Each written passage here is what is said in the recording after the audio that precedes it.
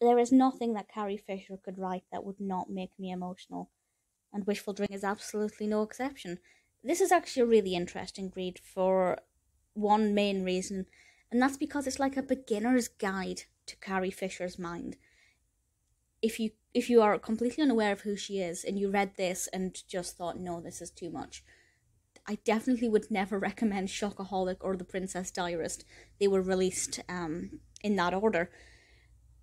So having read the other two already, I actually read The Princess Diarist and then Shockaholic, so read them a little bit backwards, and then having read Wishful Drinking, I will say that there's not really a lot of new information in it, but if this is your introduction to Carrie Fisher and her mind and her writing style, strap yourself in, because you're in for a definitely interesting and unpredictable ride. This was released in 2008, and it's based on her one-woman show that toured in, I believe, 2006 to 2007. I'm not sure how much of it is verbatim. I don't know how much of it was completely rehashed for the book. Wikipedia credits Joshua Ravech as a co-author. I am aware that he worked on the play itself, which makes me think that there's a lot of the show in this. If you were fortunate enough to see the show, please let me know how it compares. There is apparently a behind-the-scenes kind of documentary that I do need to find a copy of. I really want to see it. The book itself is everything you would have expected from Carrie Fisher. It feels kind of like Stream of Consciousness, but with better grammar. And I kind of assume that that's what the show is like. I feel like it's just her on stage, basically spilling her guts about her past, her present, and what her future may have been. And it's incredibly well written, but I will say she uses a lot of parentheses. She uses a lot of kind of side notes as if her brain's going off on a tangent. Again, it feels like Carrie is actually talking to you rather than writing at you, and I think that that's beautiful. The audiobook is read by her. I really want to listen to it, but I feel like Carrie's own voice saying these words into my mind is more emotion than I can handle just now, because it does deal with some pretty incredible topics. So the first, I'd say, half of this, and it's worth pointing out that this is not a very large book. It's just over 100 pages, maybe about 140, give or take, and it's quite large print with a lot of pictures throughout. It's not that large, but the amount of information in it is incredible.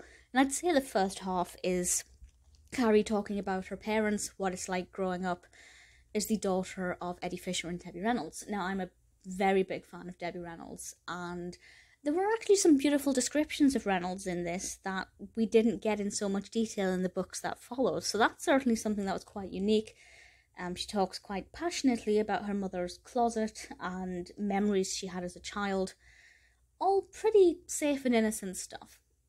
Then it progresses on, of course, to Star Wars, but she doesn't really touch upon Star Wars that much. So if you like Carrie Fisher as a person, but you never really cared for Star Wars, that's not going to be a problem for you, because obviously Star Wars is mentioned, but it's not like she's dedicating pages and pages about the Star Wars experience. That's not what it is.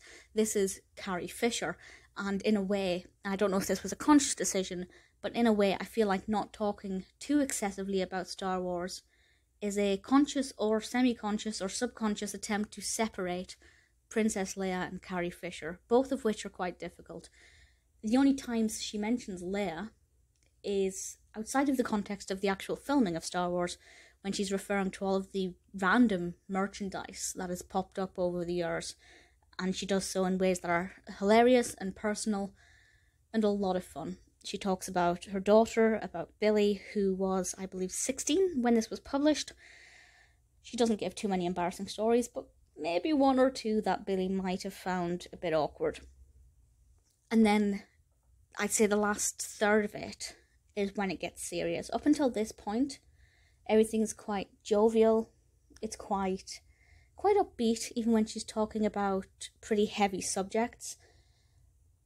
But once it gets into mental health and addiction, it's still a comedy. It's still got Carrie Fisher's wonderful kind of self-deprecating tone, but it is triggering. It is absolutely triggering in the last third, and because I love her voice, I love her writing style, I always make notes of quotes that she says that I find really moving or that I really love. And I think I wrote down 2 from this book, and they all came from that final third.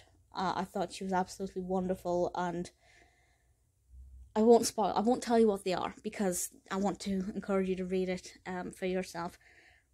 But I absolutely recommend this as a beginner's guide to the mind of Carrie Fisher. I think actually Shockaholics maybe not quite as shocking. Shockaholic is mostly about the electric shock therapy that she was having, which she also has at the beginning of this book, but the other one's more about that, and she's recounting memories she's had over the decades, whereas this one's more about who is she? Where did she come from? Where did she go?